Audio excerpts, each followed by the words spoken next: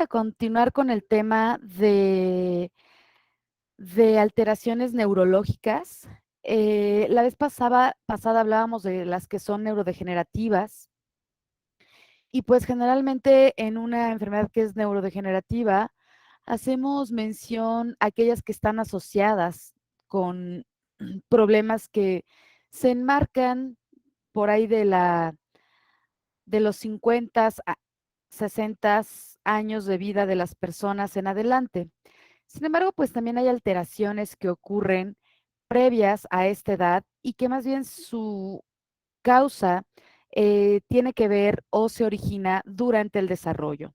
Entonces ahora vamos a explorar las que son de la vida temprana y no las que exploramos la sesión pasada, que más bien tienen que ver con la parte de la tercera edad propiamente, ¿no? Que pueden estar surgiendo. Pero como se han dado cuenta, cualquier enfermedad o alteración que también sea neurodegenerativa puede ocurrir por problemas que son ajenos a la edad. Y aquí también en esta parte del neurodesarrollo, pues también pueden existir, no necesariamente asociados a durante el proceso del desarrollo, sino que se pueden presentar por agentes tóxicos, por traumatismos, por, pues sobre todo accidentes cerebrales y por la presencia de tóxicos o por mutaciones que se estén expresando. Entonces voy a comenzar a compartir la presentación para iniciar con este tema. ¿Ya la pueden ver? Sí, maestra. Ok, Ya, maestra. gracias. Si bien vamos a hoy explorar alteraciones neurológicas en el desarrollo, el temario nos marca específicamente hablar sobre epilepsia y esquizofrenia. Me resulta muy curioso cómo lo acomodaron en el plan de estudios, porque estas son dos alteraciones neurológicas que no necesariamente ocurren o se relacionan durante el neurodesarrollo. Estas también pueden ocurrir incluso de manera momentánea y después desaparecer, o pueden ocurrir después del neurodesarrollo en una etapa adulta, pero es curioso que las hayan enmarcado así aquí en el plan de estudios. Sin embargo, pues es en las que vamos a enfocar, pero no son las únicas.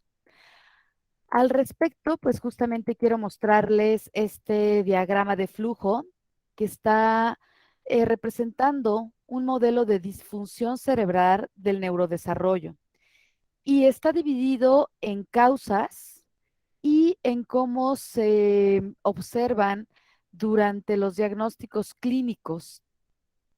Sin embargo, es muy importante resaltar esto, que ya tiene un rato siendo relevante para los avances clínicos y para los avances de la ciencia básica, es que no todo está determinado de una manera genética, ¿no?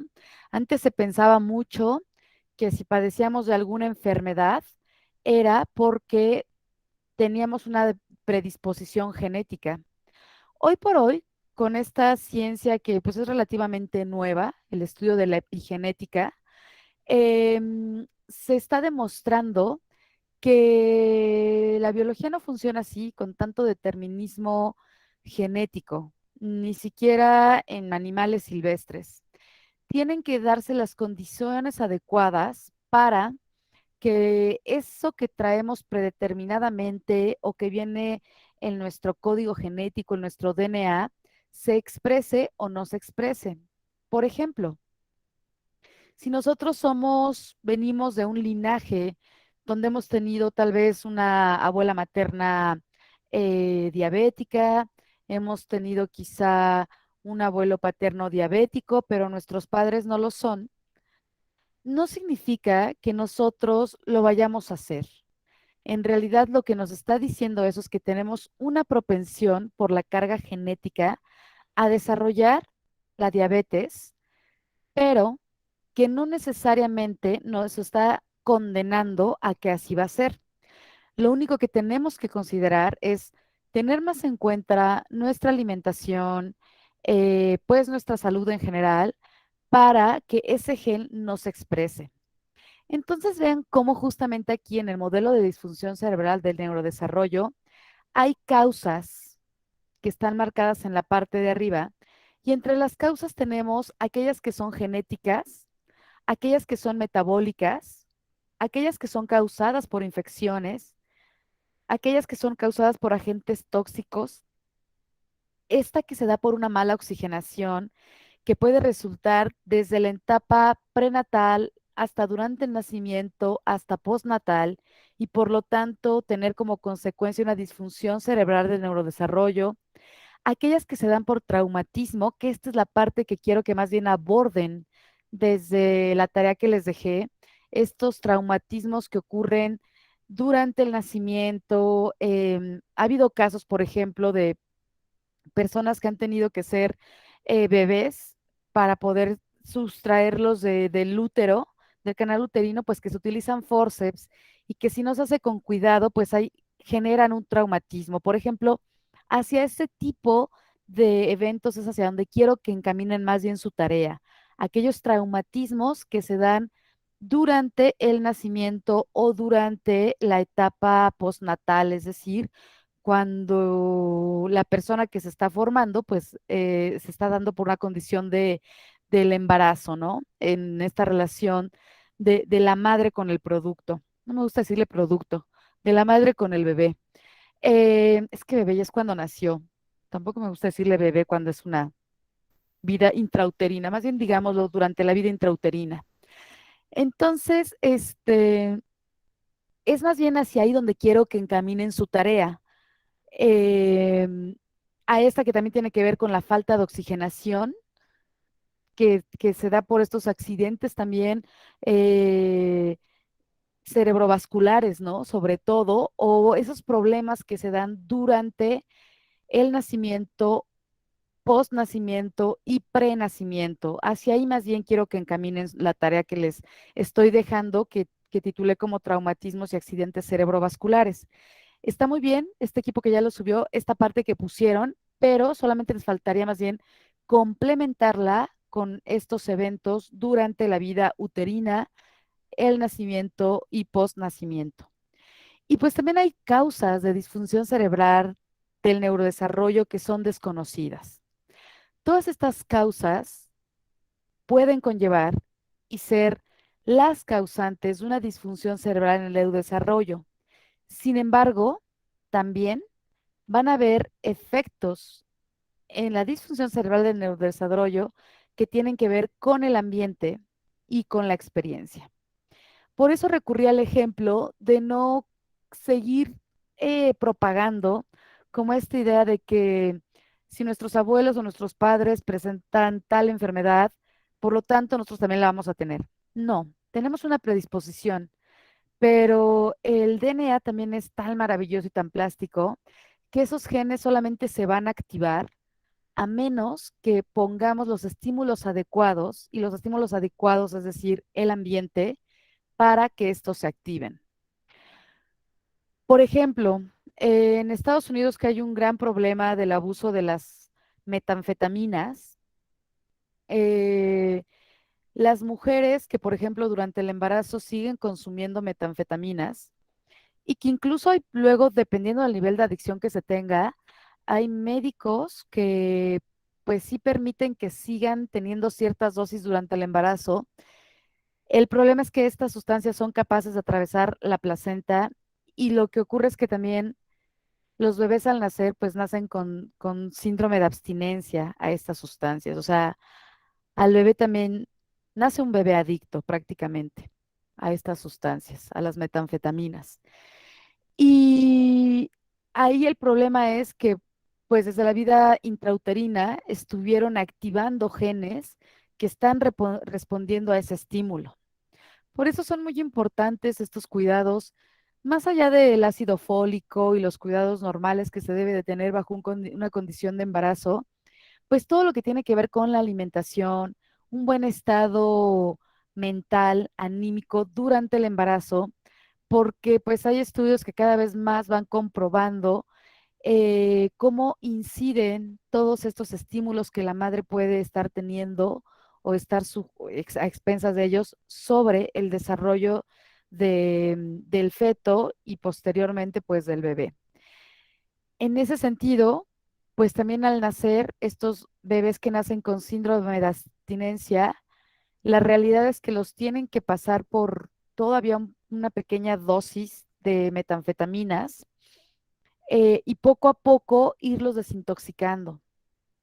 El problema ahí es que casi siempre a las mamás que pues siguen con esta adicción o desintoxicándose, de preferencia no dejan que lacten a sus hijos porque pues también estas sustancias se transmiten a través de la leche materna. Y pues el problema es grave, ¿no? Porque las primeras lactaciones son bien importantes porque contienen una fuerte cantidad de anticuerpos, traen una gran cantidad de proteínas para los bebés que van activando incluso pues también al sistema inmune. Entonces, pues todo esto para contarles cómo es que una persona que es adicta al momento de embarazarse y si sigue bajo esa adicción, puede formar, más bien nacen bebés adictos. Si una persona que fue adicta previo a su embarazo se desintoxica, lo que se habla es que el bebé puede tener una predisposición, pero si hay un ambiente que no le despierte esos estímulos, no implica que el bebé vaya a ser adicto. Entonces, vean cómo hay tres etapas bien importantes durante el neurodesarrollo, ¿no? Aquella que se da durante el embarazo, aquella que existe al momento de nacer y aquella que se da postnatalmente. Entonces, las tres no son determinadas por completo por la genética, las tres tampoco son determinadas por completo por el ambiente. El hecho es que los problemas que hay del neurodesarrollo, a excepción de que sean pues mutaciones que se dan a nivel de los cromosomas, como lo puede ser el síndrome de Down, em, este, mientras todo esté funcionando bien, mientras los cromosomas no hayan tenido una mutación, ni tampoco existe una mutación grave del DNA, pues las personas técnicamente nos vamos desarrollando de una manera óptima y adecuada. Sin embargo, no hay que perder de vista que pudiésemos tener propensiones dadas por el metabolismo, dadas por infecciones, dadas por agentes tóxicos, dadas por mala oxigenación. Por ejemplo, todavía se siguen documentando de este problema de esta explosión de Hiroshima, eh, hijas de mujeres que estuvieron expuestas a la radiación, porque las radiaciones generan mutaciones a nivel del DNA em, que siguen presentando bebés con malformaciones. O sea, sí fue una mutación grave, seguramente debió de haber sido pues a nivel de cromosomas importantes donde se da esa mutación o de información genética que codifica para cromosomas muy importantes, al grado tal que todavía se siguen reportando, cada vez menos ya también, malformaciones originadas por las radiaciones de esta explosión en Hiroshima. Entonces, es algo que se está transmitiendo, ¿no? Es una mutación que se sigue transmitiendo de generación en generación. Fue muy fuerte, se queda como impresa y además se transmite. ¿Qué es lo que se nota a nivel clínico cuando hay una disfunción cerebral en el neurodesarrollo? Pues la podemos notar prácticamente en tres principales aspectos. En los aspectos cognitivos, en los aspectos motores, en los aspectos conductuales.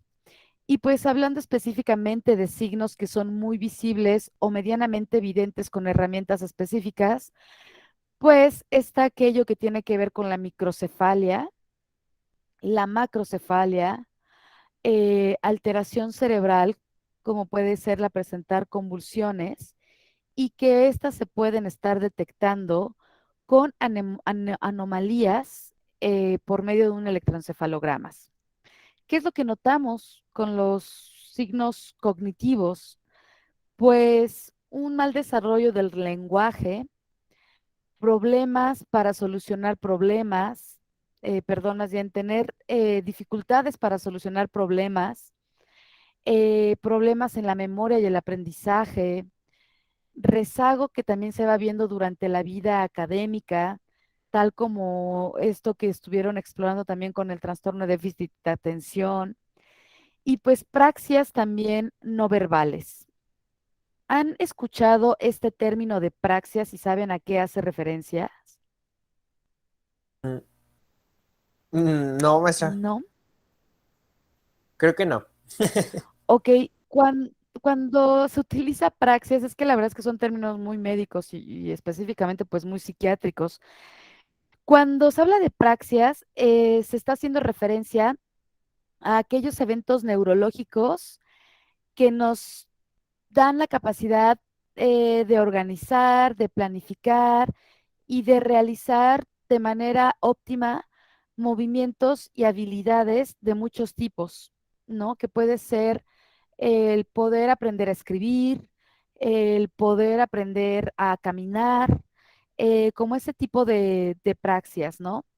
Entonces, cuando hay praxias no verbales, es decir, aquellas que no tienen que ver con el problema de la comunicación o del lenguaje, pues hay problemas en la coordinación motriz, a eso está haciendo referencia las praxias, ¿no?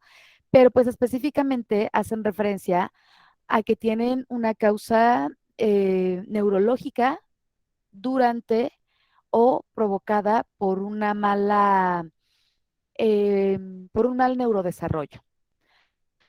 Otra parte clínica que podemos estar notando, pues son las motoras, ¿no? El tener movimientos involuntarios o también voluntarios, pero muy poco coordinados, con precisión, el incluso perder tono en ciertos músculos esqueléticos, el no tener buenos reflejos, el no tener una buena coordinación, el no tener grafomotricidad, que como el nombre lo está indicando, no tener como esta coordinación para la grafología, ¿no? Para hacer trazos, para poder escribir, para poder pintar, para poder resolver cosas que están implicando el uso de un pincel, una pluma para ejecutar alguna tarea.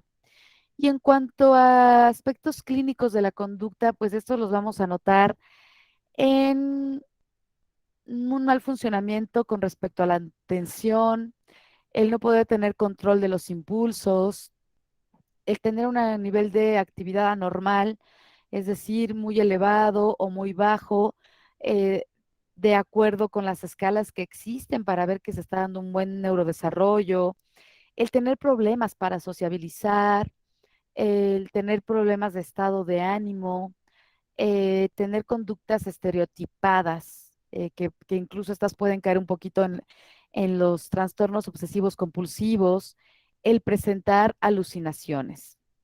Entonces, como se darán cuenta, el estudio de los problemas que tienen que ver con alteraciones en el neurodesarrollo es muy amplio, es muy grande y precisamente por esta gran amplitud que tiene desde cómo se abordan, pues ha resultado en distintas clasificaciones y que de ahí que luego sea como un poquito difícil poder tener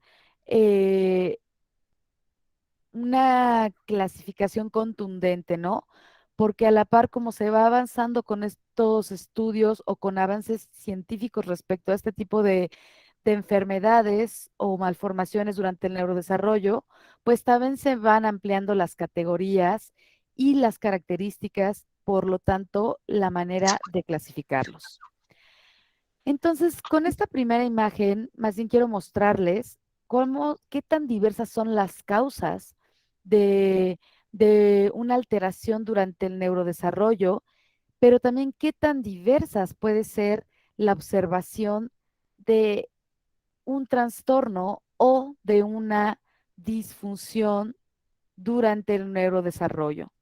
Si se dan cuenta, pues varias de las cosas que ahorita les mencioné, como problemas en el lenguaje, como problemas en la memoria, pues también caen en estas características de las que veíamos la vez pasada, ¿no? Pueden caer también en problemas como en describir el Alzheimer. Sin embargo, aquí lo que está haciendo la diferencia es el momento de la vida en el que se está presentando, porque nuestro cerebro no es el mismo durante la vida intrauterina, al nacer, durante nuestro desarrollo, y por lo tanto tampoco es el mismo durante nuestra vida adulta ni durante el envejecimiento. De ahí que las enfermedades pues están clasificando también como neurodegenerativas o aquellas que son del neurodesarrollo. ¿Dudas, preguntas o comentarios hasta aquí? No, maestra. Ok. Entonces, pues para hablar de estas enfermedades que tienen que ver con el neurodesarrollo, me parece relevante que hablemos un poquito a grandes rasgos sobre el desarrollo del sistema nervioso central.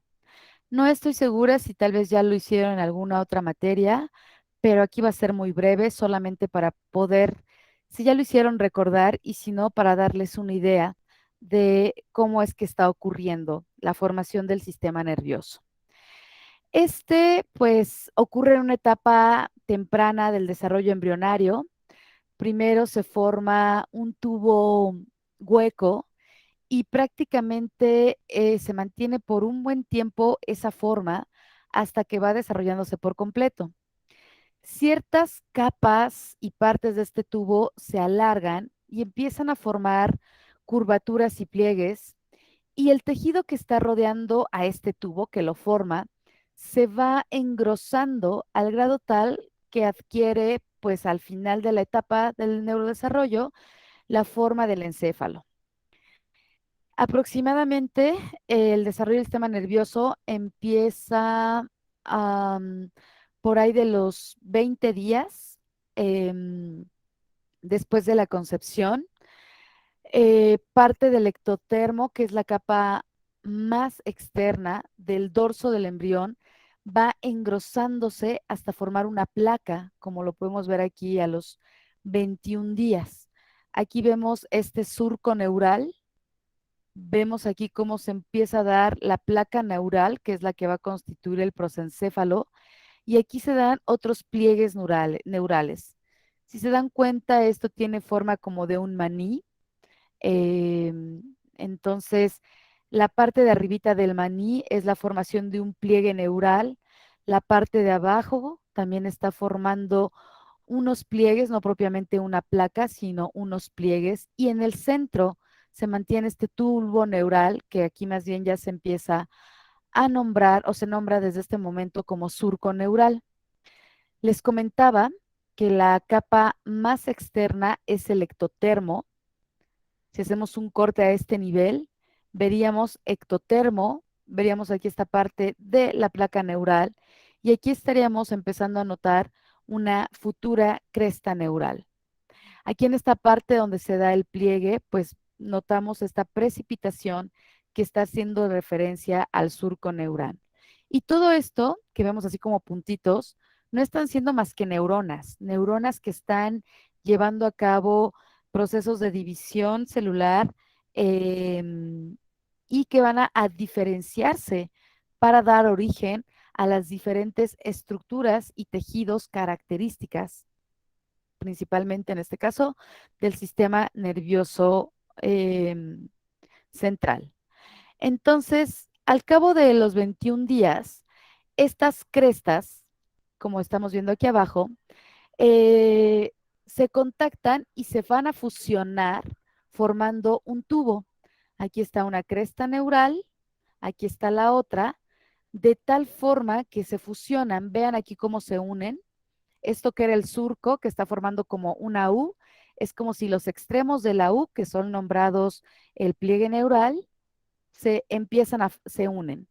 Al momento que se unen, esto que queda aquí unido, en realidad pues ya se despliega como hacia abajo y forma las crestas neurales. Lo que podemos notar aquí ya es un tubo neural. Vean cómo aquí está ya bien delimitada la forma de un tubo a los 24 días. La parte de arriba va a dar origen al encéfalo y si hacemos un corte transversal, lo que estamos viendo es la formación de un canal central, que va a ser la médula espinal. Estas crestas van a ser los futuros ganglios del sistema nervioso autónomo.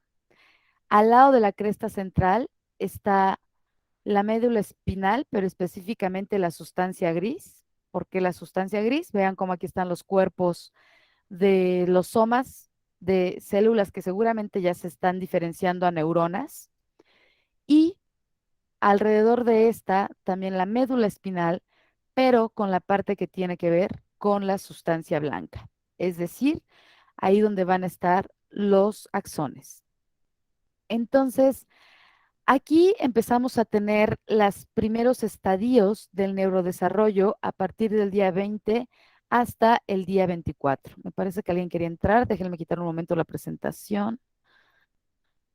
Em, ¿Tienen alguna duda, pregunta o comentario? Hasta aquí. No, maestra, todo bien. Maestra, eso de que te desarrolló, que esos son los 20 a 24 días de gestación. Sí, esto Ah, ocurre ya. así de rapidillo. Sí, gracias, maestra. De nada.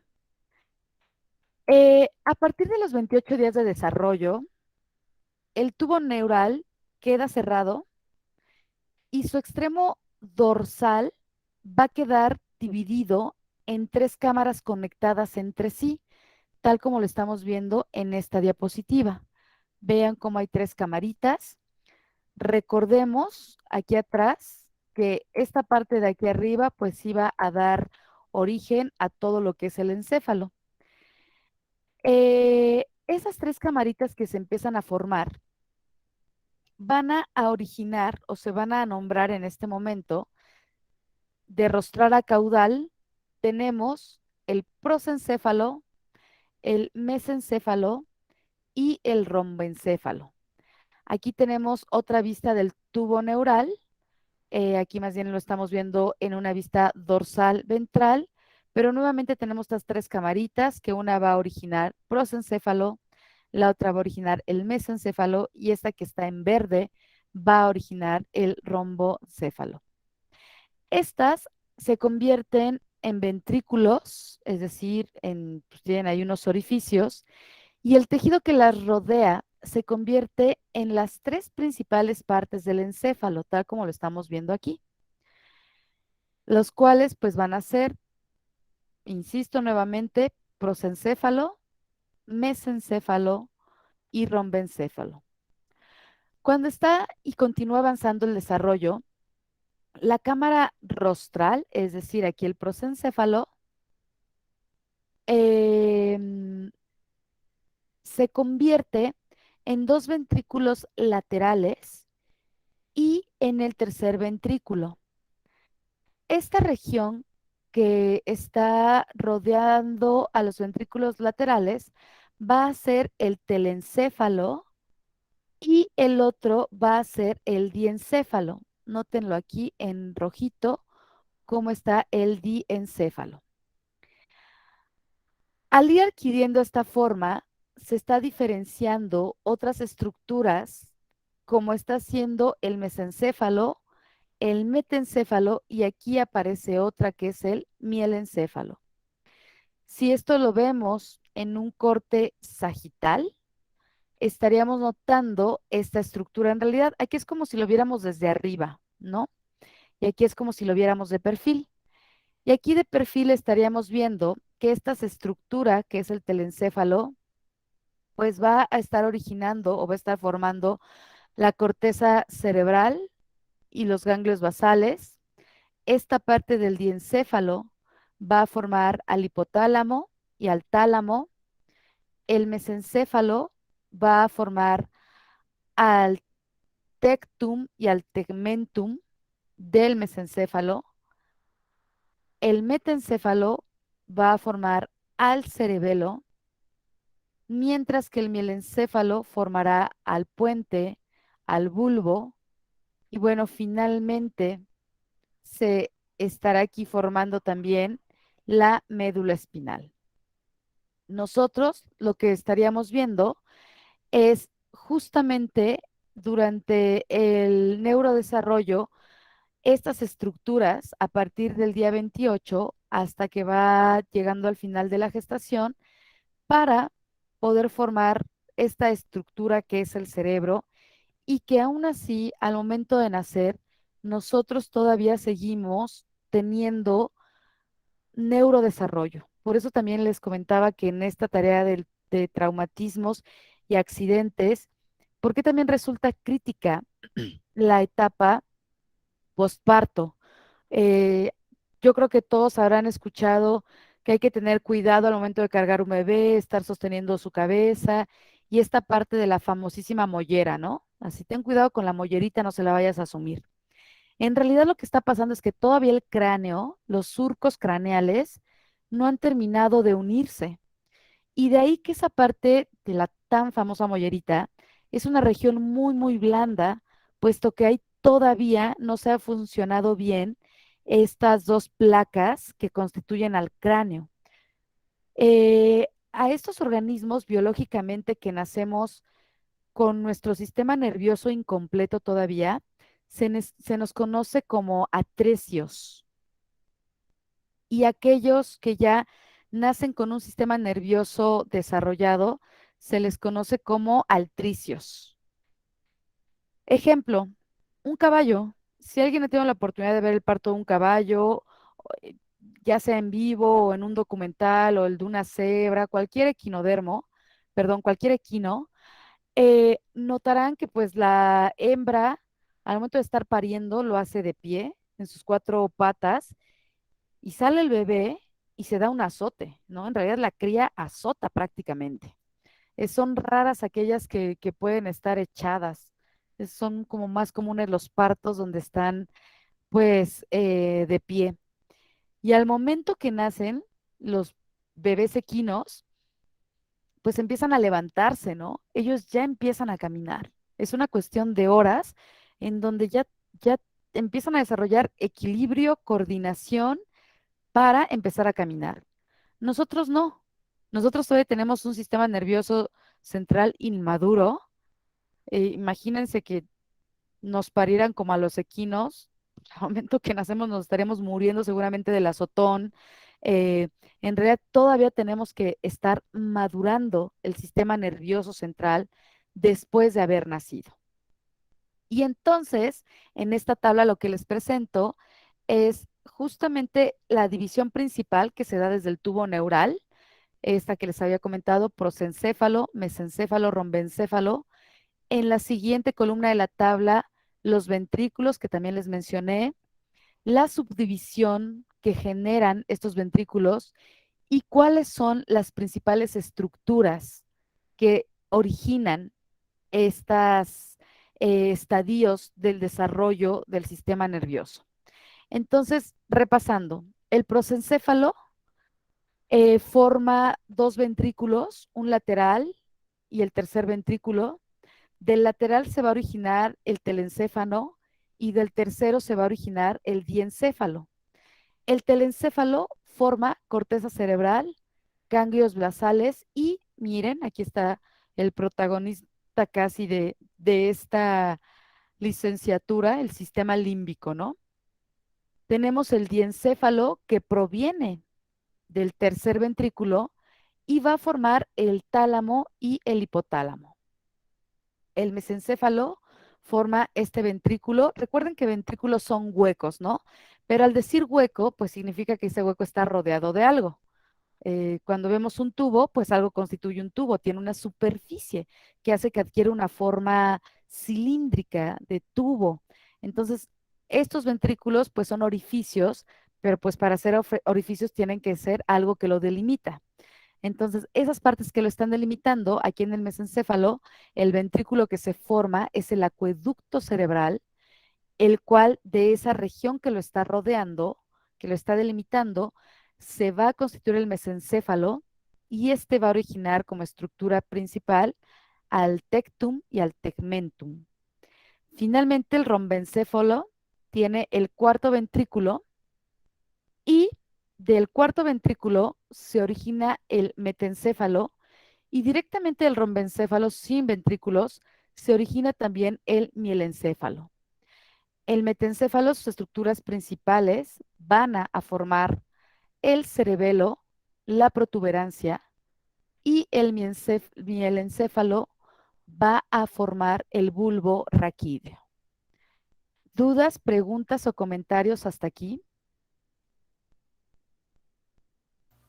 No, maestra. Solo que son nombres muy parecidos, pero no son luego lo mismo. Sí, bueno, pero como quedan un poquito, váyanse un poquito a esta parte de etimologías grecolatinas, ¿no? Pro,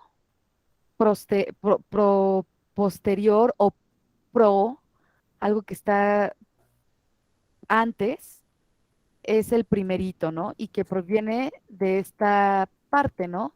Es el de aquí arribita cuando se está dando la formación del surco neural y en el tubo neural pues sigue manteniendo esa ubicación. Mesencéfalo, pues como de la mitad, en medio. Y rombencéfalo, en realidad esta no tiene que ver con etimologías grecolatinas, sí más bien es por la forma que tiene, como de rombito, que se le da rombencéfalo, ¿no? Y ya más bien sí aprenderse un poquito que prosencéfalo, pues constituye telencéfalo y diencéfalo, pero basta con que recuerden que es pues toda corteza cerebral, lo que hay cerquita de la corteza cerebral, que son los ganglios basales, como hemos visto, pues aquellas estructuras subcorticales, que prácticamente es todo lo que es constituye el sistema límbico, y tálamo e hipotálamo. Mesencéfalo, pues el tectum y el tegmentum. Rombencéfalo tiene dos, metencéfalo, mielencéfalo. Y del metencéfalo da cerebelo, protuberancia. O sea, es un poquito lógico que si logran aprenderse esto, ya van a ir deduciendo por anatomía simplemente qué estructuras están dando. Si alguien levantó la mano adelante. Profesora, ¿qué es el tectum y el tectum? Son estas dos capitas durante el neurodesarrollo, como lo estamos viendo aquí en azul, que van a estar originando, se les da ese nombre durante este estadio, pero ya cuando se constituye el cerebro por completo, pierden ese nombre y más bien son los que empiezan a constituir a la sustancia nigra, por ejemplo, pero solamente reciben ese nombre durante este estadio del desarrollo. Ajá. Ok. ¿Y por qué es tercero y cuarto? O sea, Hay una serie de circuito dentro de nuestro cerebro que se le conoce como el sistema ventricular.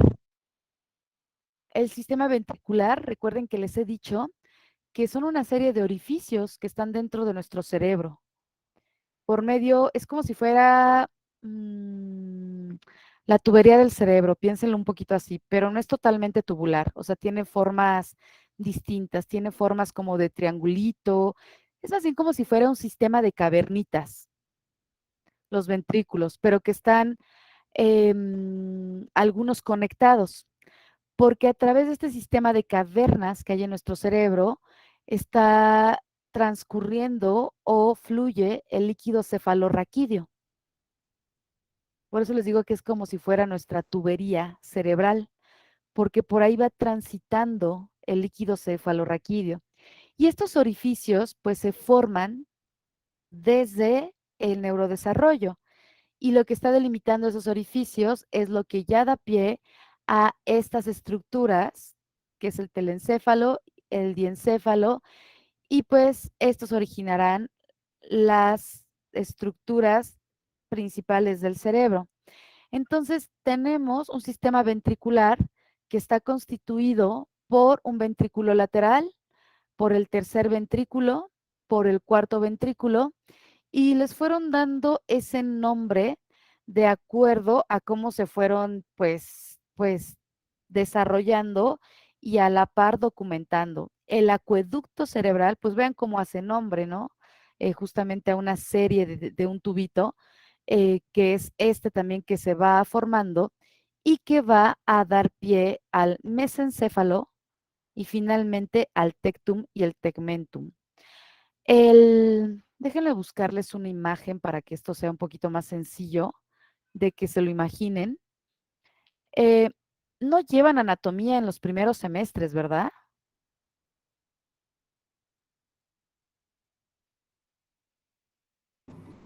Pues sí, pero no recuerdo haber visto eso. El sistema ventricular. Ajá, o sea, sí, o Sí, sea, no logro, de verdad no logro como imaginarme cómo es. Ok, ahorita se los muestro. gracias, maestra. No hay de qué. Y son bien importantes porque los ventrículos de verdad son, geográficamente hablando, nos dan ubicación de las estructuras, son como una referencia para poder ubicarnos. Yo tenía una aplicación bien bonita que era como en 3D para la anatomía del cerebro, pero era para Mac y ya no tengo, bueno, más bien, tengo más bien iPhone, pero no tengo una computadora Mac, es una PC normal. Entonces no estaba disponible para eso, pero ahorita se los muestro, el sistema ventricular. A ver si encuentro una más o menos tridimensional.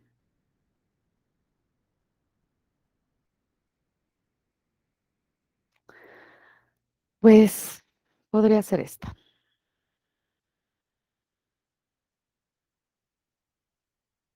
Mm, mm, Cancelar.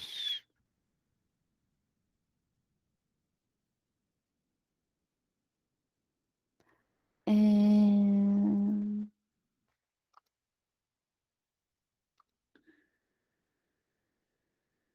Bien, miren, encontré una imagen más o menos buena de los ventrículos. Esperaría que fuera animada, pero así aquí está. Mm, La voy a copiar y la voy a pegar aquí en la presentación encimita para que la puedan ver mientras.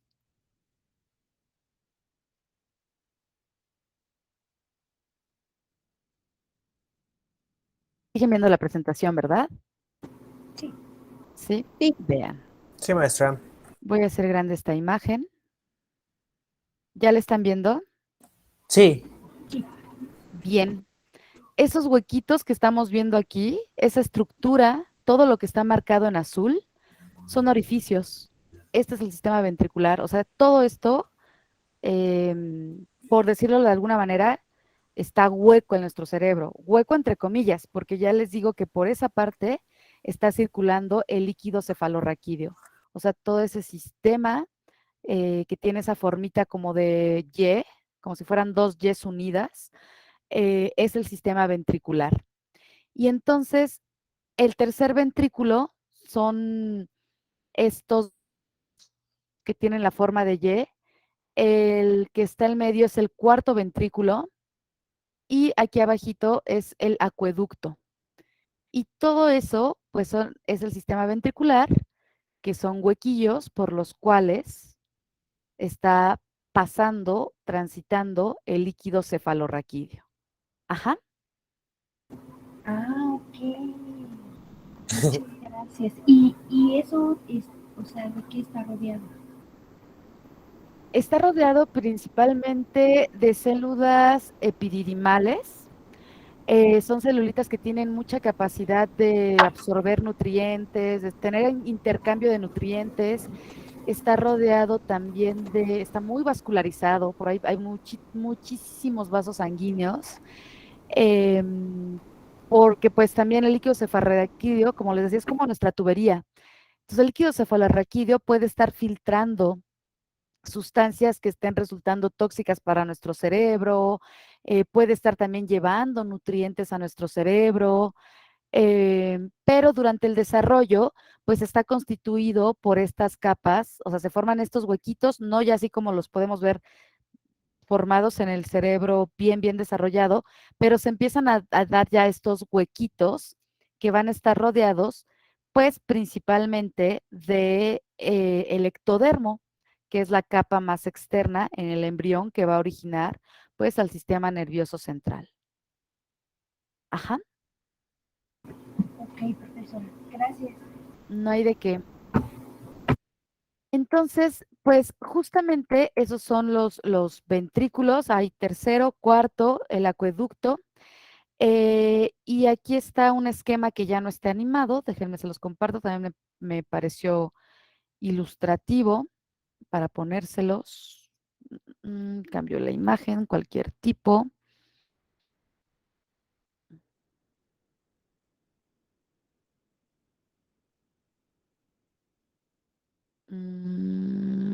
La voy a pegar otra vez aquí encima de este.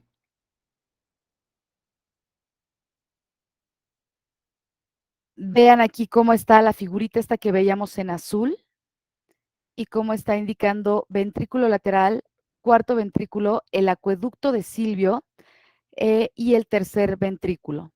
Esos son bueno, y el orificio de Monro, que también se le nombra. Esas son las principales partes del sistema ventricular.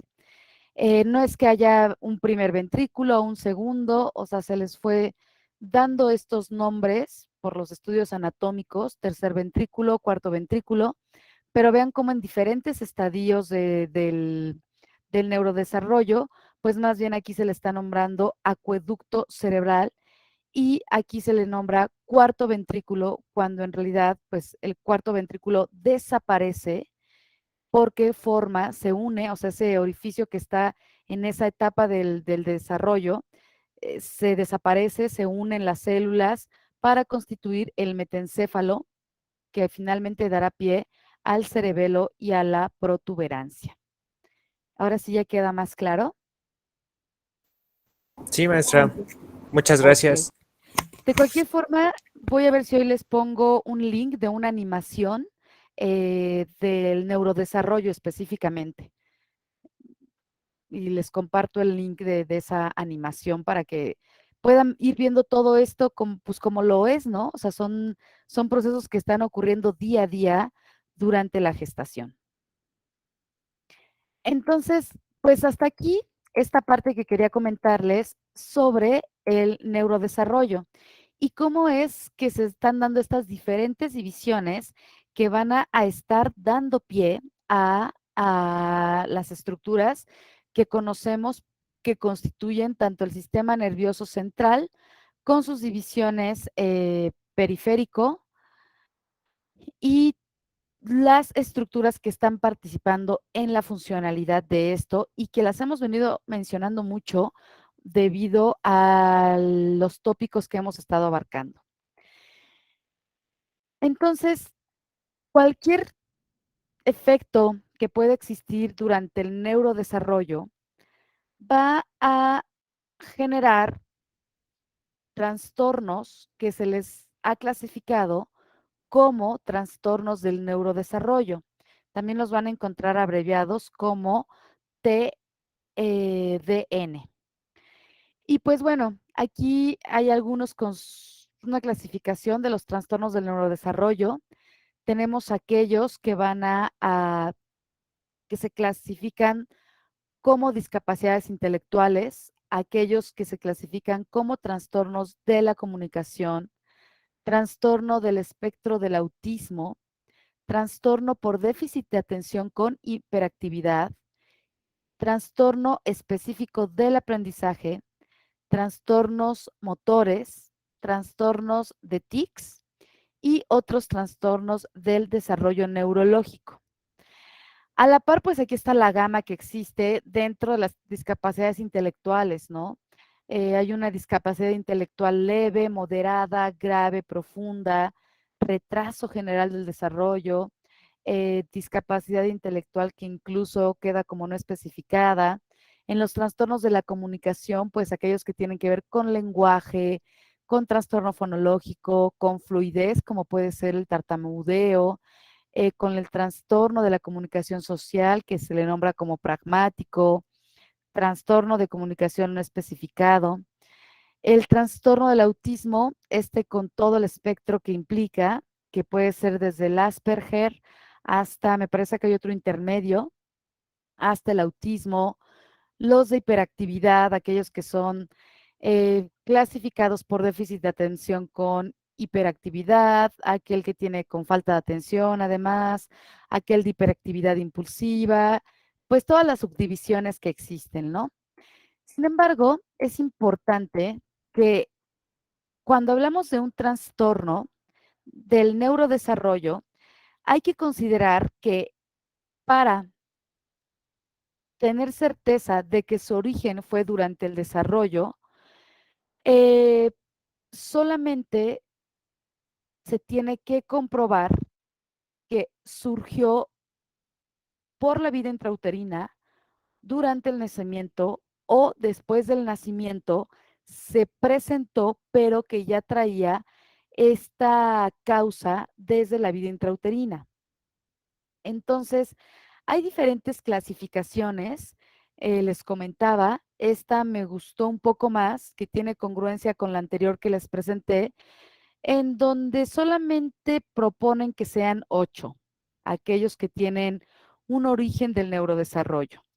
La discapacidad intelectual o discapacidad intelectual del desarrollo, que es aquella que anteriormente se llamaba retardo mental, los trastornos del espectro autista, como el síndrome de Asperger o el síndrome de Kanner, los trastornos motores, incluyendo aquellos que tienen deficiencias en la coordinación del desarrollo y el trastorno estereotípico del movimiento, los trastornos de TIC que les había comentado, como lo es el síndrome de Tourette, la lesión cerebral traumática, que les decía que esta puede incluir lesiones congénitas que causan parálisis cerebral, los trastornos de la comunicación, el habla y el lenguaje, que son los que vimos en la tabla anterior, los genéticos, como puede ser el síndrome de X frágil, el síndrome de Down, el trastorno por déficit de atención e hiperactividad,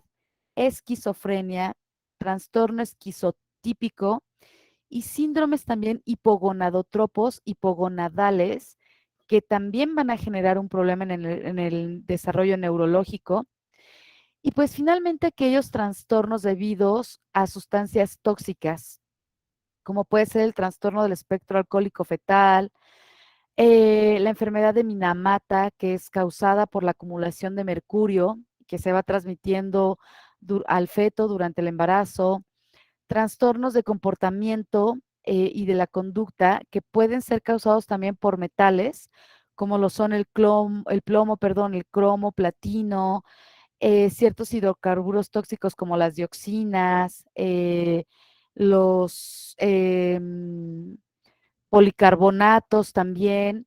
De ahí que sea grave esta situación que se descubrió hace como unos 4 años, de que el consumo de agua embotellada, en realidad esos plásticos con el cual está hecho, pues, que son polímeros, se están bioacumulando en nosotros, pero que además también descubrieron que se está transmitiendo a través de placenta y que eso, si se transmite a través de placenta, pues también llega al feto. Entonces, desconocemos todavía los efectos que tiene la acumulación de estos plásticos, microplásticos, pero en definitiva, algo que no es orgánico es seguro que va a resultar en gravedad o en consecuencias que aún desconocemos. Creo que además de lo que implica el estar comprando agua embotellada, que es pues contaminar, seguir permitiendo saqueos de aguas, de mantos acuíferos. Otra motivo más para no hacerlo, pues es este descubrimiento de cómo se están bioacumulando esos microplásticos. Tampoco es bueno, por ejemplo, ya después de que pues se dio esta investigación, pues utilizar estas agüitas que de repente lo llegamos a hacer como si fueran termos, ¿no? A veces como que queremos alargar el uso igual y para no contaminar, decimos, ay, pues la voy a ocupar para que sea mi termo de agua y la voy llevando, porque justamente pues esa agua que está ahí contenida, en realidad pues también lleva acumulación de bioplástico. Y bueno, también estos trastornos que tienen que ver con medicamentos y drogas ilegales, como puede ser la metanfetamina, la cocaína, etcétera. El día de hoy yo me voy a enfocar solamente en estos tres. Bueno, si me da tiempo, en la discapacidad intelectual o discapacidad intelectual y del desarrollo, específicamente en la esquizofrenia y en otra que no aparece aquí como desarrollo neurológico, como lo es la epilepsia, porque esta es lo que les decía, que me causaba curiosidad que la hayan puesto en ese orden en el plan de estudios, porque la epilepsia, si bien puede tener un componente genético y se puede desarrollar pues por traumatismos durante la vida postnatal, no es propiamente considerada de origen de un neurodesarrollo mal. Pero bueno, traté de buscar a qué autor era el que la clasificaba como un desarrollo neurológico y en realidad no lo encontré. Prácticamente es más bien la epilepsia algo que ocurre de manera indirecta a otra causa más que algo que pudiera darse durante el desarrollo neurológico. ¿Dudas, preguntas hasta aquí? Ok. No, maestra. Denme un par de No, minutitos maestra. para prender la luz, que ya se me oscureció el cuarto y ahorita estoy con ustedes. Sí, maestra. Gracias.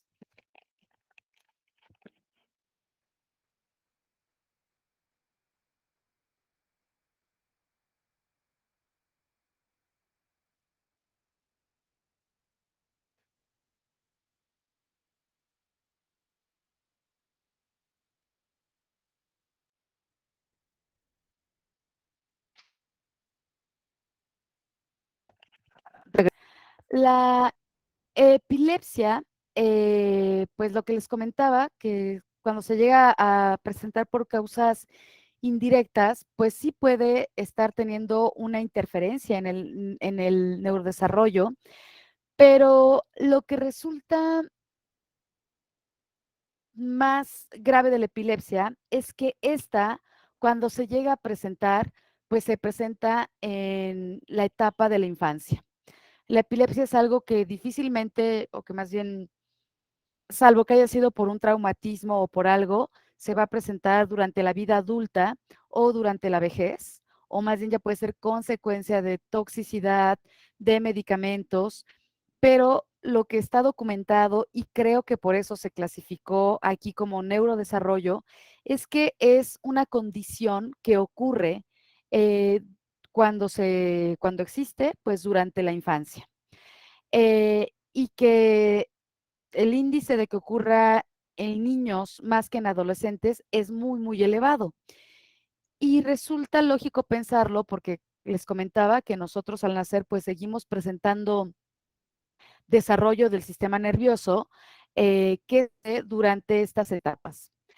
Desde 1870, un neurólogo inglés de nombre Jackson eh, puso la hipótesis de que este tipo de eventos estaban ocurriendo como consecuencia de una descarga excesiva y desordenada sobre un grupo muscular.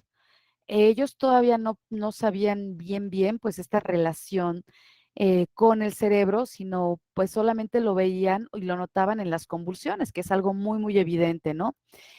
Posteriormente, con la electrofisiología, se confirmó que esta descarga no solamente se daba a nivel de músculo esquelético, sino que tenía un origen que empezaba a nivel del cerebro.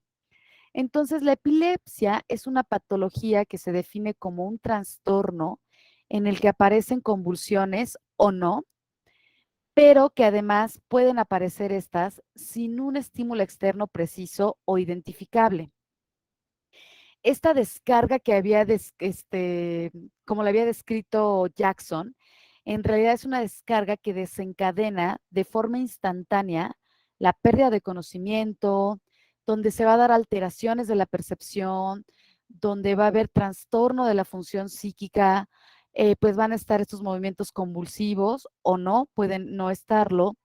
Va a haber también una alteración en las sensaciones y es una combinación de todas estas manifestaciones. En este cuadro lo que les muestro es, además de aquellas de esta causa que puede darse durante el desarrollo, pues también hay causas metabólicas y estructurales que pueden ocasionar crisis epilépticas o convulsiones reactivas. Esta es una clasificación del 2013 de un autor de apellido Podel. Entonces, vean, puede haber causa vascular que se da por una cuestión isquémica, como puede ser el tromboembolismo. Se pueden dar por una causa hemorrágica, como puede ser la hipertensión. Se puede presentar epilepsia por una causa inflamatoria, que es cuando se da la meningoencefalitis, que es inflamación tanto del encéfalo como de las meninges. Y recordemos que generalmente cuando estamos bajo el efecto de algún agente infeccioso, pues nuestro sistema inmune responde con inflamación.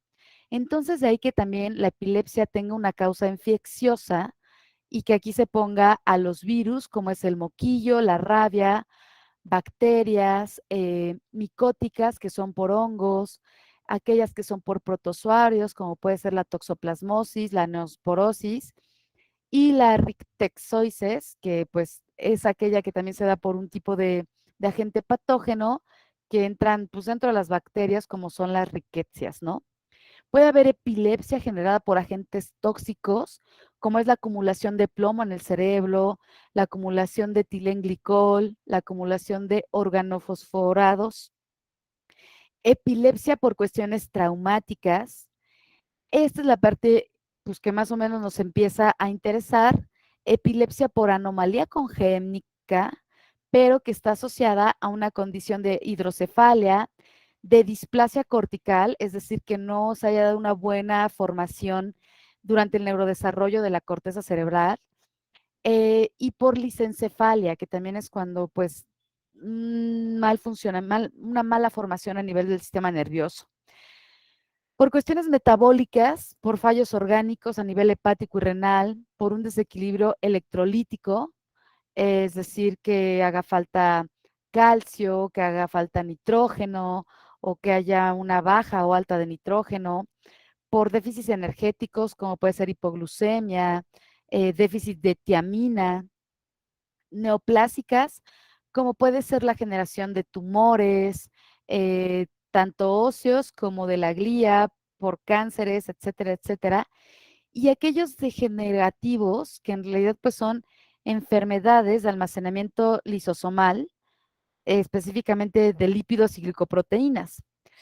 Pero si se dan cuenta, en este cuadro del 2013 de las clasificaciones de las causas de la epilepsia, pues no hay específicamente una que nos diga, esto se da porque no se dio una buena formación del mesodermo o el mesodermo no se diferenció bien para formar al rombencéfalo, telencéfalo, etcétera, etcétera, sino que en realidad son consecuencias es una causa indirecta, ¿no? No directa.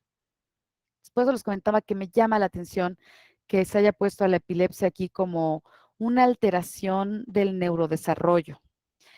Sin embargo, pues bueno, como cualquier alteración del neurodesarrollo, tiene diversas causas. Para poder comprobar la fisiología y fisiopatología de la epilepsia, pues tenemos que estar conscientes de que la epilepsia es un complejo sintomático que va a tener tanto factores que pueden ser de origen genético, como pueden ser factores metabólicos o aquellos asociados a un trauma o aquellos que son secundarios por un daño perinatal o por un traumatismo cranoencefálico, ¿ok?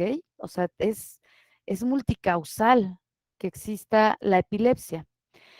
Eh, Puede estar también pues tumores, enfermedades neurodegenerativas, o sea, incluso, por ejemplo, personas con Alzheimer pueden tener epilepsia, ¿no?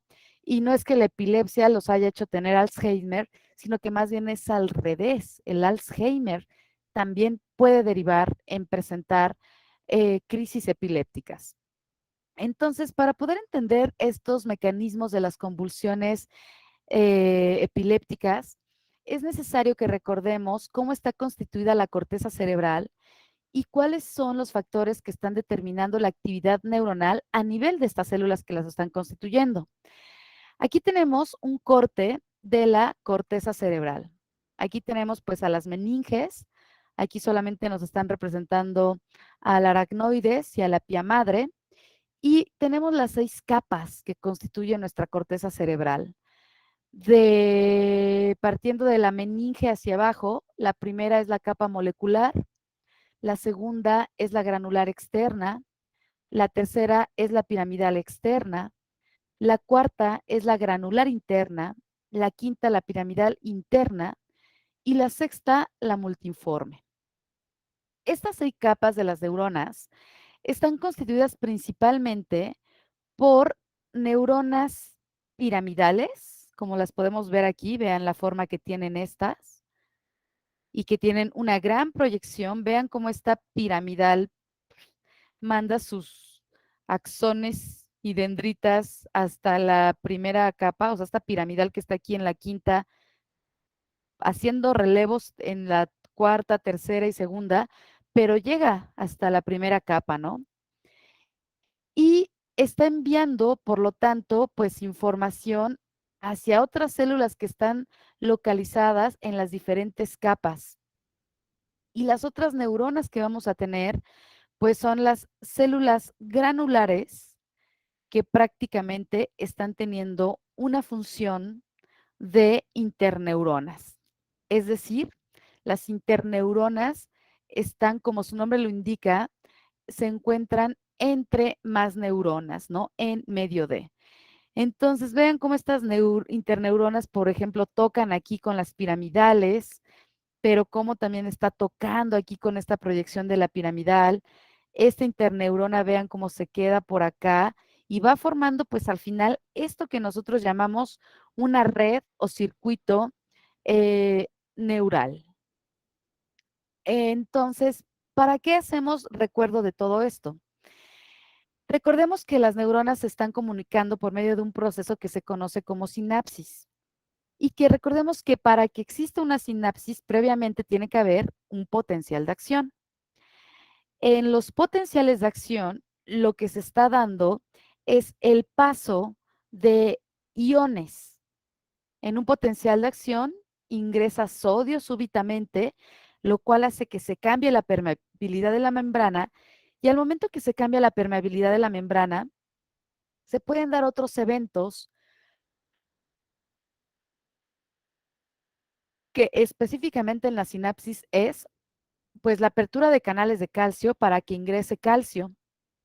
Y acuérdense que cuando ingresa calcio, calcio permite que se fusionen las vesículas que contienen a los neurotransmisores para que éste sea liberado. Y pues ya que se libera, pues ejerce su efecto sobre los receptores de otra neurona. En ese sentido, lo que está ocurriendo en el proceso de la epilepsia es que se presenta un potencial de acción que se le conoce como cambio paroxístico de despolarización y se abrevia como CPD. Aquí está el cambio paroxístico de despolarización. Aquí lo que está ocurriendo es que el potencial que se está dando durante la sinapsis es un potencial excitador postsináptico muy, muy grande, muy exagerado, y al ser tan grande y exagerado, genera un desequilibrio entre los mecanismos excitadores e inhibidores a las que todas las neuronas, pero en particular las piramidales, están constantemente expuestas.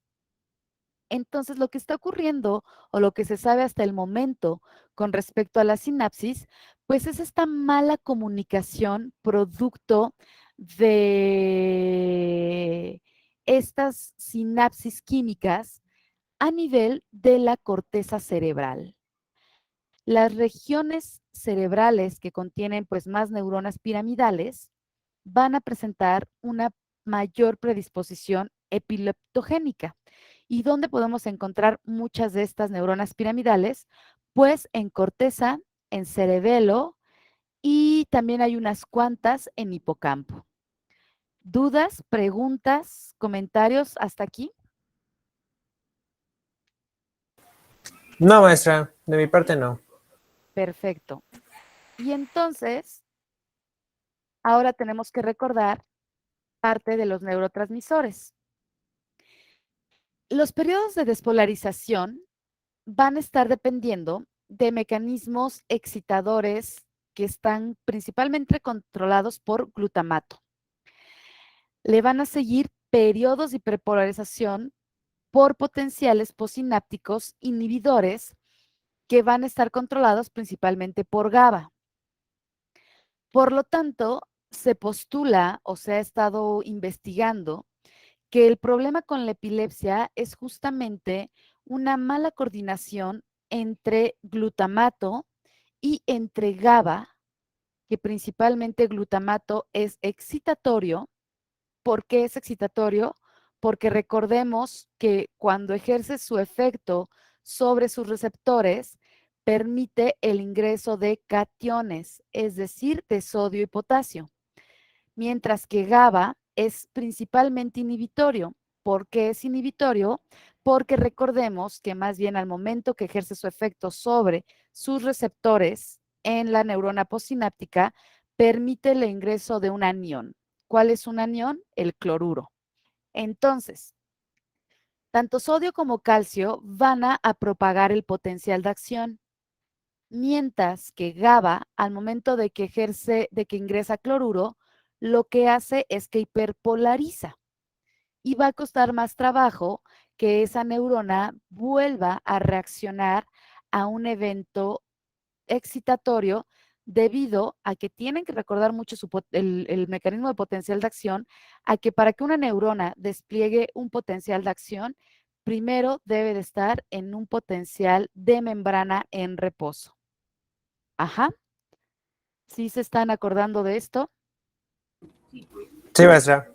Ok, entonces, lo que se ha propuesto es justamente que lo que ocurre con la epilepsia es que hay un potencial postsináptico, tanto por glutamato como por GABA, que es muy exagerado y no le da chance a la neurona de tener un adecuado funcionamiento.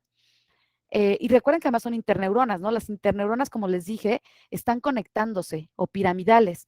Y lo que están teniendo es que todo el tiempo están recibiendo ahí comunicación, chismecito, de esta de aquí al lado, de esta de la otra.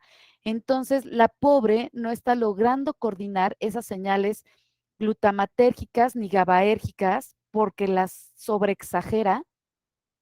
Y de ahí que al ir pasando esta información, pues se da una descoordinación eléctrica y ese es el fundamento de las epilepsias.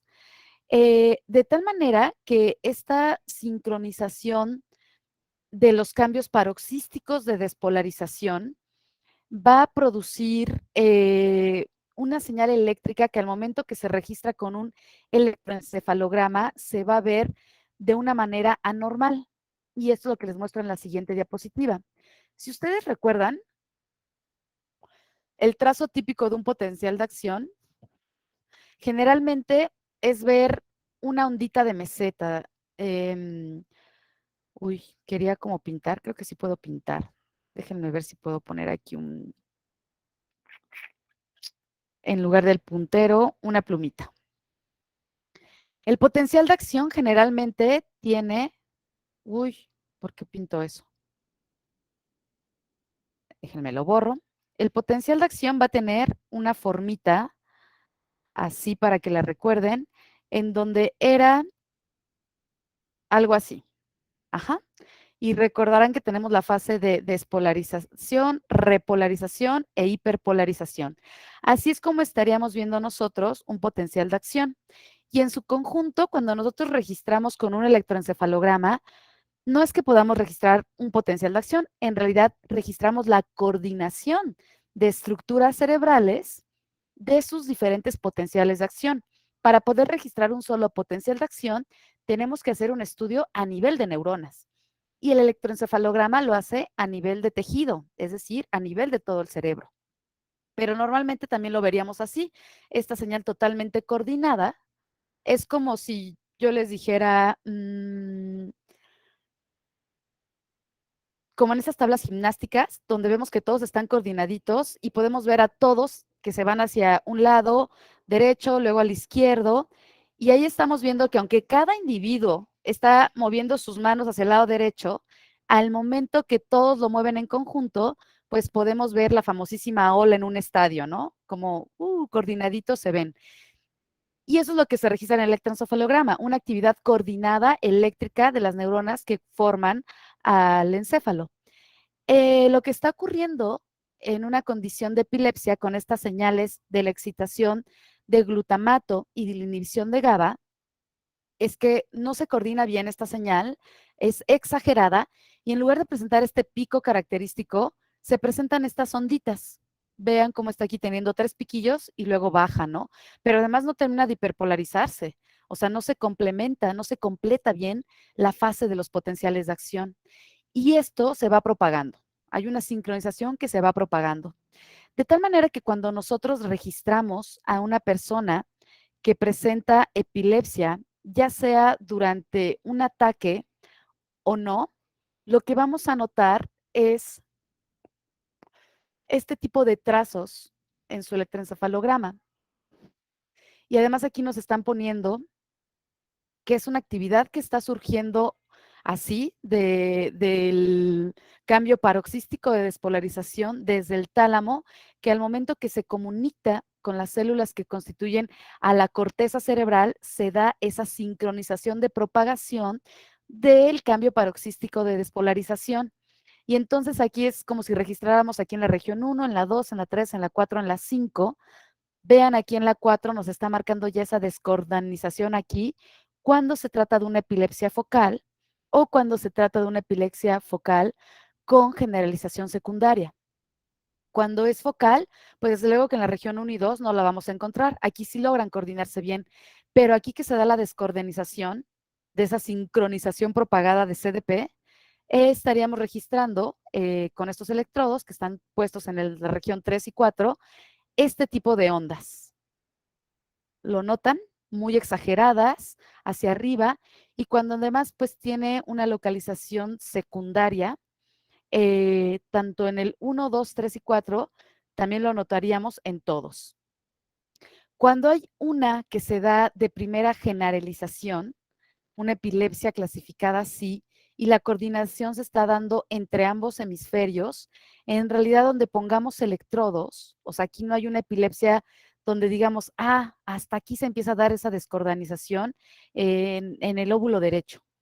Cuando se da en ambos lóbulos, lo que notaríamos es poniendo los electrodos a lo largo de la corteza, pues estas ondas típicas que son de epilepsia, que las podemos ver como una forma de primero un piquito y luego una segunda mesetita y luego baja de forma curva, ¿no?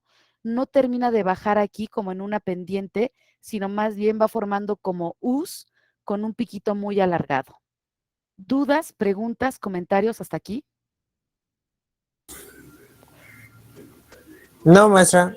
De hecho, le iba a preguntar, ¿eso lo miden con esos como chuponcitos que luego ponen para medir como las frecuencias cardíacas y esto que estamos viendo? Sí, exactamente. Solo que en el cuero cabelludo, pues porque tenemos interferencia como lo es el pelo, se utilizan más bien chuponcitos que llegan a ser de plata o de oro, porque son muy buenos conductores para el registro de la señal eléctrica. Ah, ok. Gracias, maestra. Los que se ponen a nivel cutáneo, como el del corazón, esos más bien traen como una solucioncita, que es una solución, un gel electroconductor que contiene ahí electrolitos para que vaya conduciendo la señal. Ah, ya. ¿Ok? Sí, A maestra. los roedores, cuando me ha tocado hacerles registros electroencefalográficos, pues como tienen mucho pelo, hay que rasurarlos y además de rasurarlos, pues no tenemos laboratorios tan tecnológicos.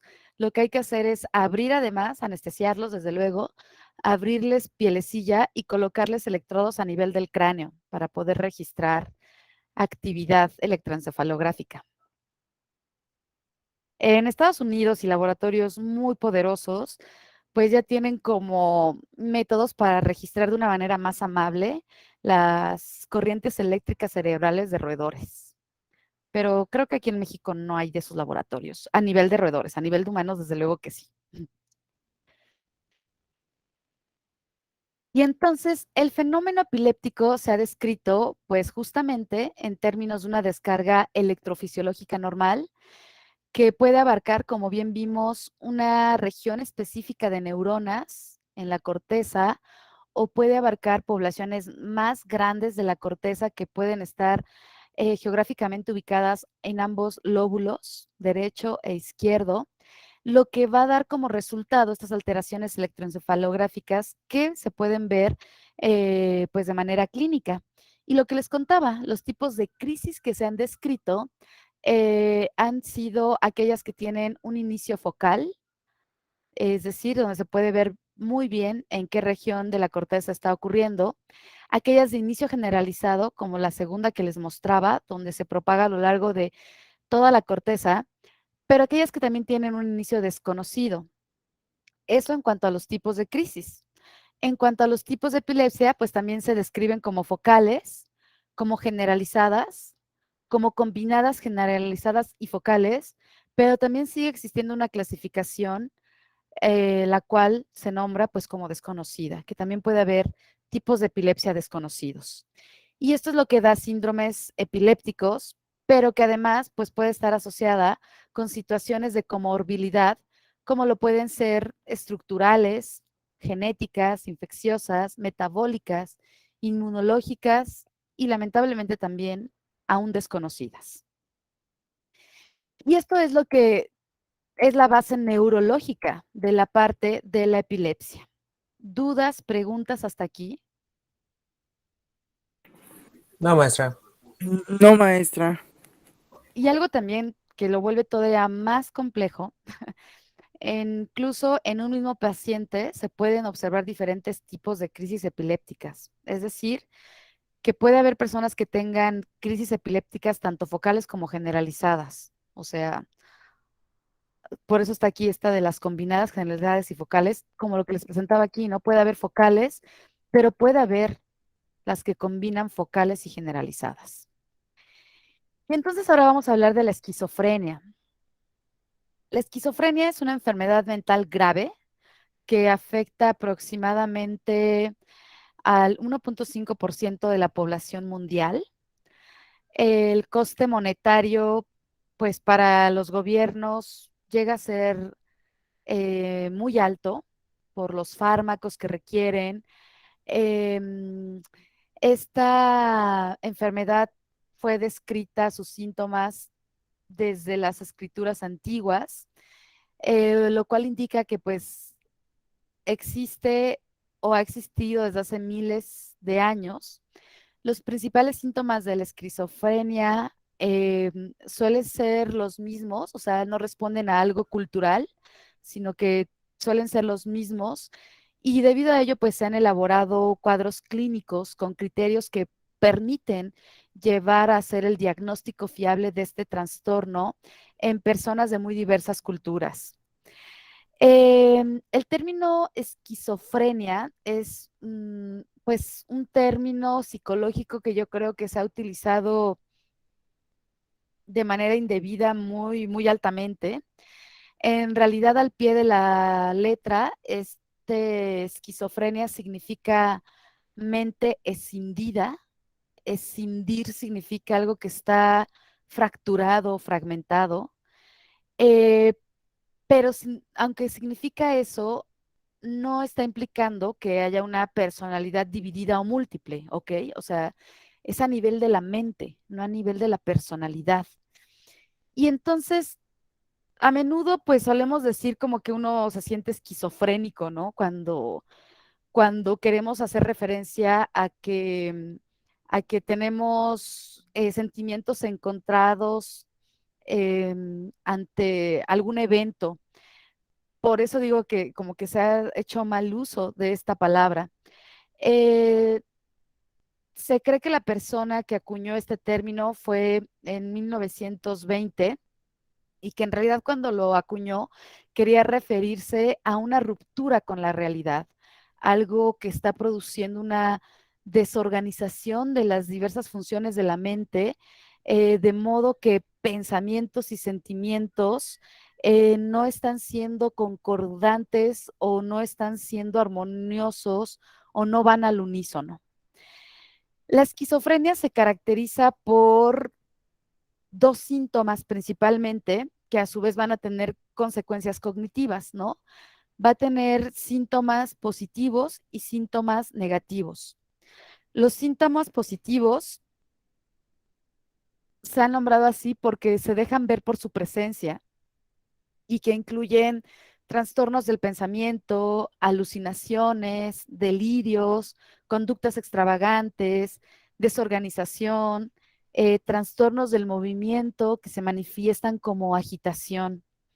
Los negativos van a tener una característica en el que no son tan visibles, puesto que son como más bien muy crípticos, muy escondidillos, como puede ser afectividad aplanada, como personas que no reaccionan tanto, ¿no? Que pueden decir estoy feliz y se ven igual, o estoy triste y se ven igual, o sea, no hay como algo que se pueda descifrar a decir, ay, está sonriendo, está feliz, pero puede estar diciendo estoy feliz y tener una expresión facial y una corporalidad muy plana, presentan apatía, presentan anedonia. Anedonia es como esa incapacidad de sentir placer, por lo tanto, pues también hay como una falta de interés o de iniciativa. Tienen a la par, pues este retraimiento social, presentan también abulia, que es como la falta de voluntad o de energía para hacer algo. Presentan también alogía, que es cuando hay como una disminución de la comunicación, pero también como que no encuentran las palabras para comunicarse. Entonces, estos son como los síntomas negativos. Pero a la par, cognitivamente, lo que van a tener las personas con esquizofrenia es un déficit en las funciones cognitivas, como poder planificar, tomar decisiones, una lentitud del pensamiento, problemas de memoria y de atención, problemas también de percepción, y pues esto que va muy a la par de la alogía, pues llegar a tener trastornos del lenguaje. Eh, ¿Cuáles son las causas de la esquizofrenia? Respecto a quienes padecen esquizofrenia, la verdad es que las causas, aquí sí ya hay un componente genético, ya se ha identificado cuál es el gen, o los genes más bien, no hay todavía un solo gen. Y pues gracias a esta apertura o a este avance de la biología molecular y pues, la descripción del genoma humano y todo eso, es que se han podido llevar estudios genéticos sobre la esquizofrenia. En ese sentido, parte de esos estudios que se han llevado a cabo, pues ha sido con gemelos, ¿no? Con gemelos tanto monocigóticos, que son aquellos genéticamente idénticos, y gemelos disigóticos, que son aquellos no similares, que por ejemplo tiene que ver con los famosísimos que llamamos los que son cuates, ¿no? Las personas que tienen su gemelo, pero no son idénticos, sino pues más bien los cuates. Estos estudios que se han llevado a cabo, pues han también permitido rastrear esos componentes que son de origen genético, de tal manera que cuando hay gemelos idénticamente genéticos, perdón, idénticamente, bueno, sí, genéticamente idénticos más bien, el porcentaje de casos de esquizofrenia en su descendencia llega a ser similar tanto en el que presenta la esquizofrenia como en aquel gemelo que no la presenta. Incluso vean como el no esquizofrénico, de acuerdo a este estudio, tiene un 17.4% de que sus hijos también vayan a tener esquizofrenia, y el gemelo que sí presentó esquizofrenia, un 16.8%, lo cual hace que esto, estadísticamente hablando, pues sea significativo. Por el contrario, aquellos gemelos que no son genéticamente idénticos, si uno de ellos es esquizofrénico, pero el otro no, el esquizofrénico va a presentar pues el mismo porcentaje que el estudio anterior, un 17.4% de transmitir este padecimiento a su descendencia, pero el gemelo que no desarrolla esquizofrenia, que no la presenta, pues tiene un porcentaje muy pequeño de transmitirla a su descendencia, que es el 2.1%. Entonces, fíjense cómo esto vuelve a la exploración de esta enfermedad, pues todavía más complicado, ¿no? Poder ir detectando, ir rastreando ese gen que está transmitiendo o haciendo que se dé la presencia de esta enfermedad, de este trastorno.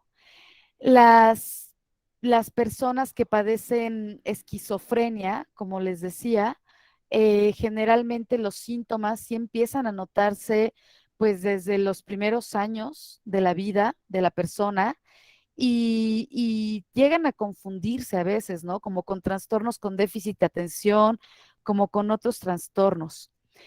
Dentro de esto, pues podemos ver que hay en la vida del bebé y de la infancia factores de predisposición, como lo va a ser la genética, con complicaciones perinatales, complicaciones obstétricas, problemas de conducta, como problemas de adaptación y aislamiento bajo rendimiento escolar.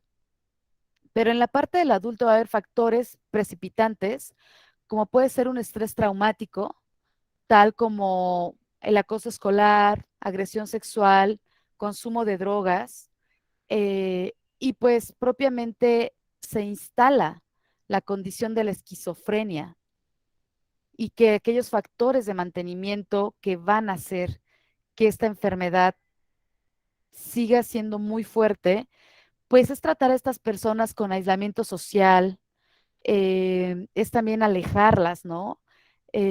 Porque eso nada más va contribuyendo a que ellos tengan una pérdida de interés más elevada, tengan una menor capacidad de disfrutar, y pues al final este desorden puede ponerse o presentarse de manera esporádica, pero puede estar presente casi todo el tiempo de la vida de esta persona, siendo una esquizofrenia pues crónica.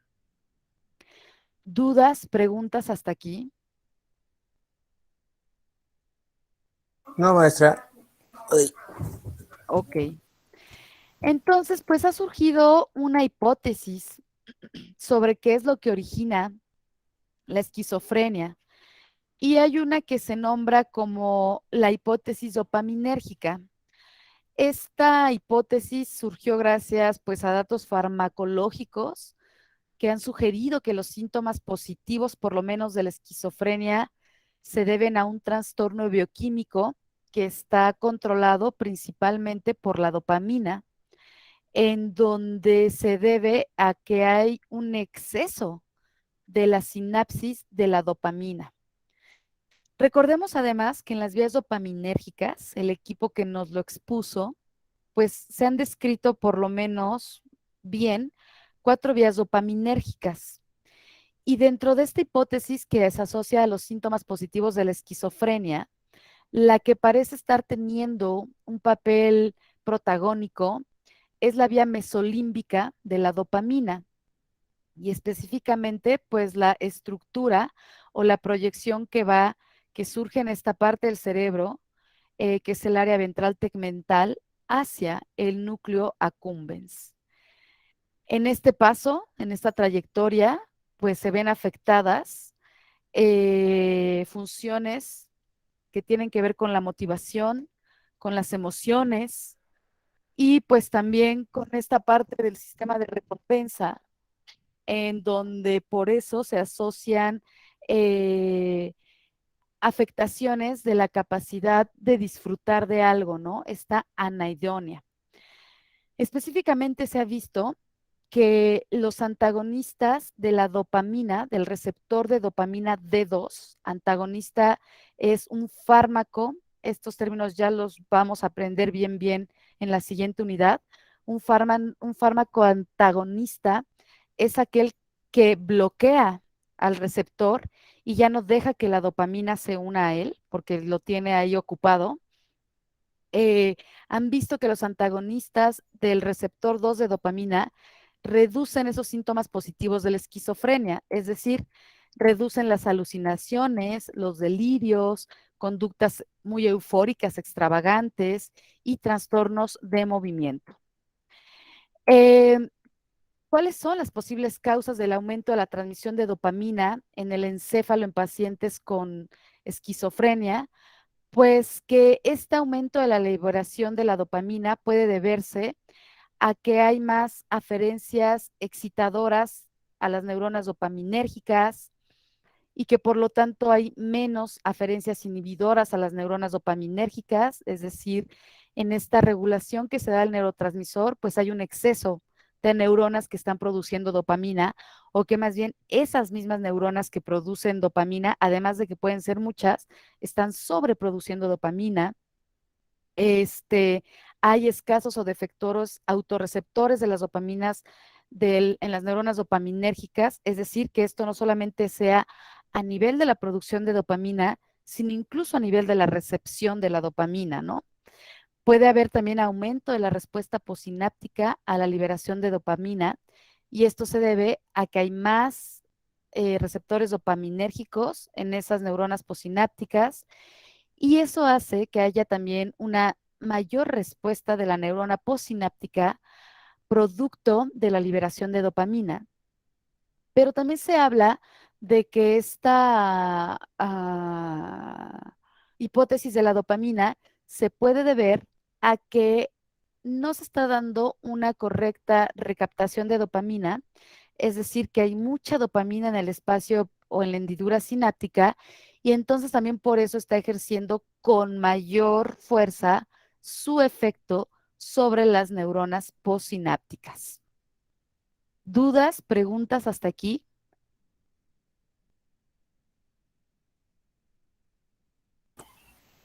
No, maestra, creo que no.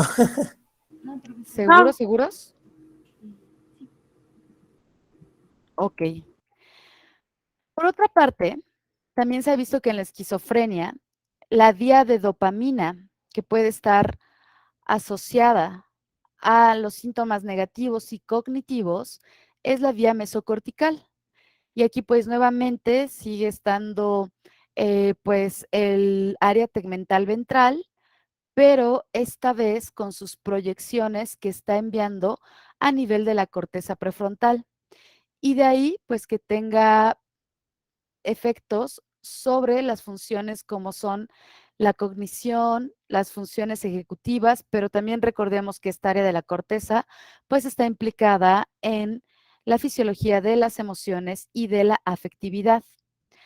Aquí lo que se ha visto es que más bien hay una baja función de la vía mesocortical que se estaría relacionando con los trastornos, o más bien, perdón, con los síntomas negativos cognitivos de la esquizofrenia.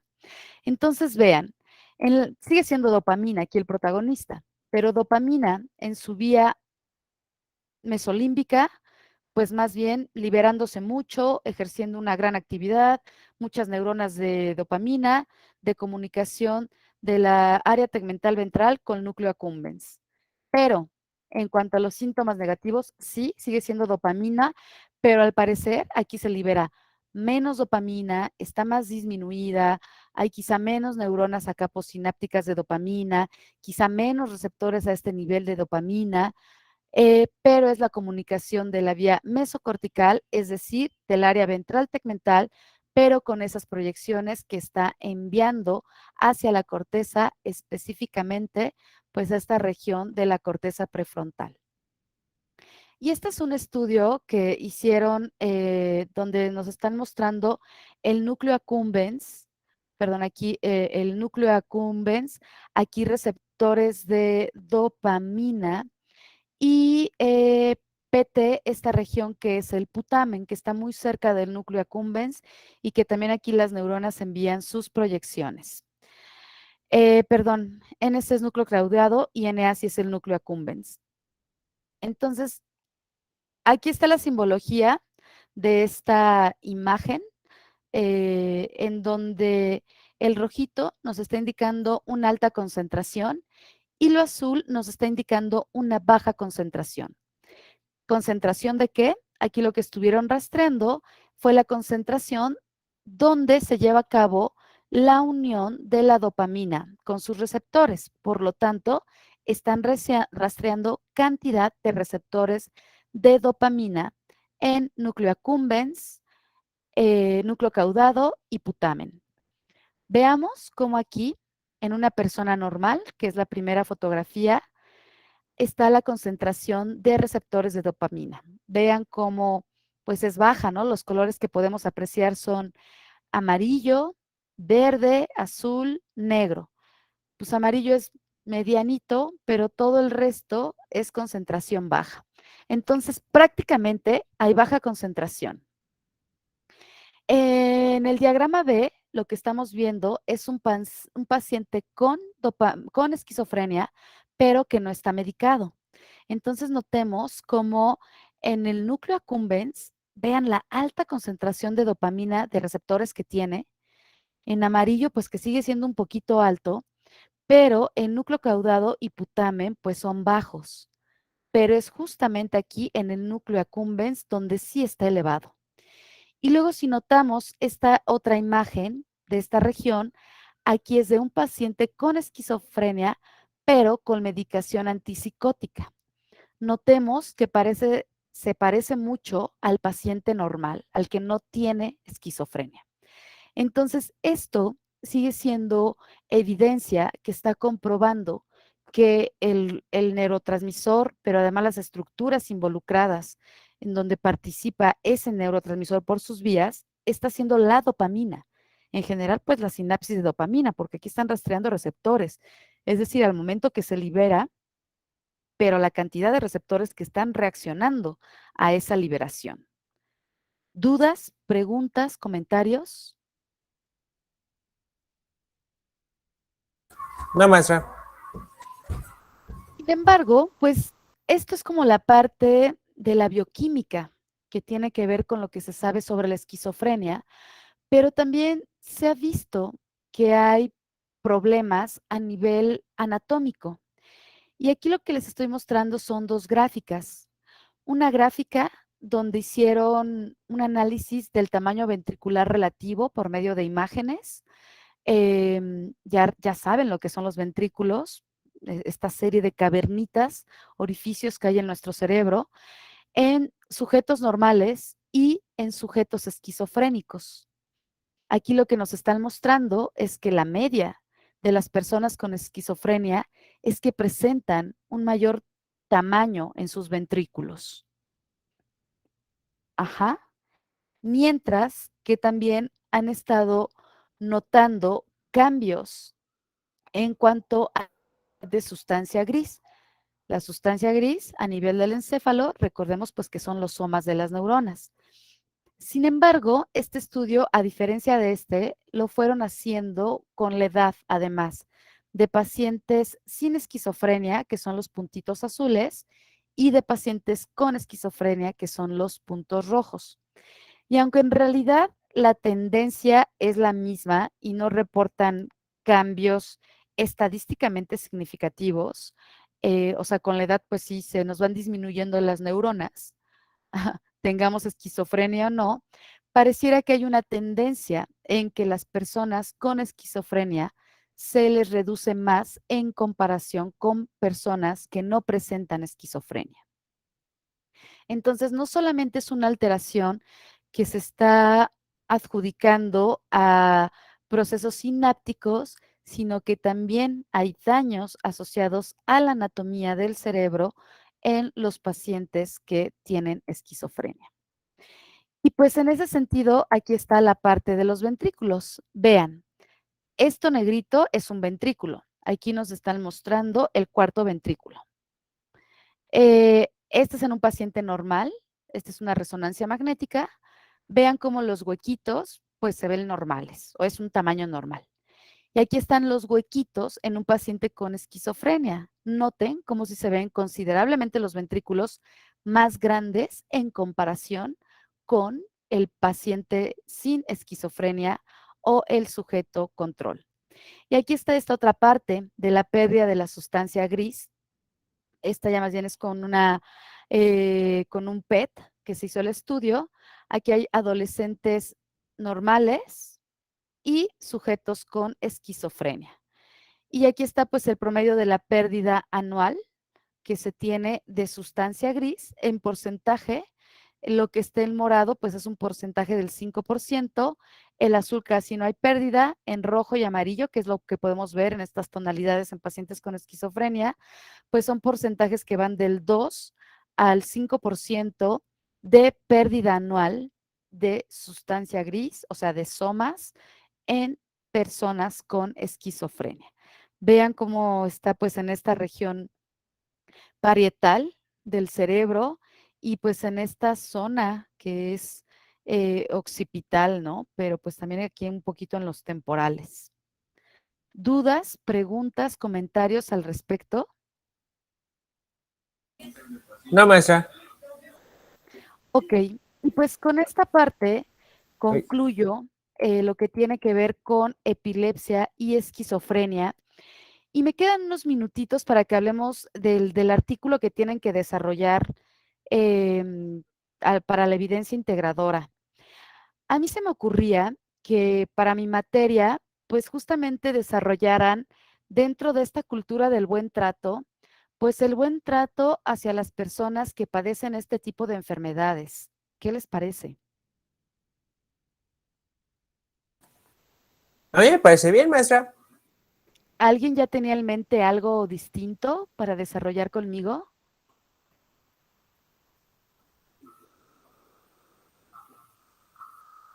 ¿No? Creo que no. Al menos yo no, maestra, pero ese tema está interesante. Sí, a mí se me ocurre que podría ser muy, muy bueno, muy interesante, porque creo que de repente como que nos vamos mucho al buen trato entre personas que no padecen ningún trastorno, ninguna enfermedad, pero creo que también es bien importante como tener una cultura del buen trato hacia las personas que tienen Alzheimer o aquellos cuidados que se les dan pues en los hospitales psiquiátricos, no sé, creo que podría resultar un artículo muy interesante que se hiciera a la luz de esto.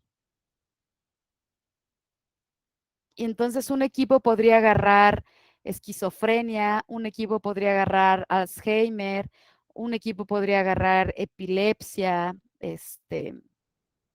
un equipo podría agarrar autismo, que aunque no esté como parte del programa, pues también es un tipo de alteración neurológica, ¿no?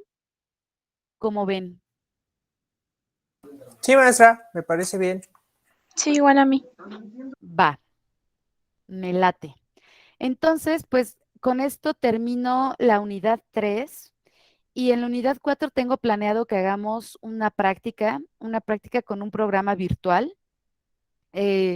Déjenme ver cuál puedo elegir para comentárselos a la brevedad. Esa práctica la haríamos en 2 semanas. Todavía tengo un poquito de tiempo para ver si ustedes lo pueden descargar y si no lo pueden descargar, pues lo vamos haciendo aquí de manera sincrónica el desarrollo de esa práctica, ¿vale? Sí, maestra. Sí, Sí, maestra. maestra. Sí, maestra. Pues entonces nos vemos el próximo jueves. Tengan una excelente noche. Gracias, Maestra, igualmente. igualmente. Gracias, maestra, igualmente. A ustedes, hasta luego. Nos Vayan. vemos. Adiós. Bye, Gracias, bye. maestra, descanse. Igualmente, Hasta luego. gracias. Hasta luego, maestra.